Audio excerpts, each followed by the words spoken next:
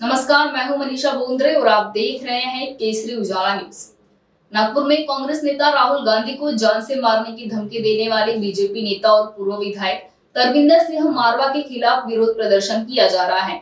पेराडी चौक पर कांग्रेस शहर अध्यक्ष विकास ठाकरे के नेतृत्व में महात्मा गांधी की प्रतिमा के सामने यह विरोध प्रदर्शन किया गया, जिसके बाद विधायक विकास ठाकरे समेत अभिजीत वंजारी और कांग्रेस के कार्यकर्ताओं को पुलिस ने गिरफ्तार कर लिया। मला वाटतं आहे की भारतीय जनता पार्टीची मानसिकता ही पंजाबच्या आमदाराने दाखवून दिली आहे। ज्या पद्धतीनं राहुलजीवर बोलले आणि तुम्हारे नानी का जो हाल हुआ था हे शब्द वापरले, दादी का, हा गांधी परिवार देशासाठी बलिदान देणारा परिवार आहे।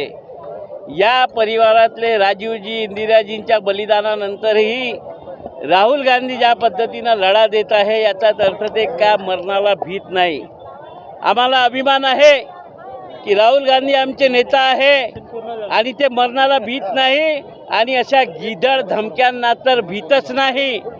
परंतु भाजपाने आपल्या मानसिकतेचा परिचय जो दिलेला आहे त्यावर आता नरेंद्र मोदीजींनी त्या आमदारावर काय कारवाई करायची, त्याला पक्षातून काढायचं की त्याच्यावर गुन्हा दाखल करायचा हा विचार करायचा आहे।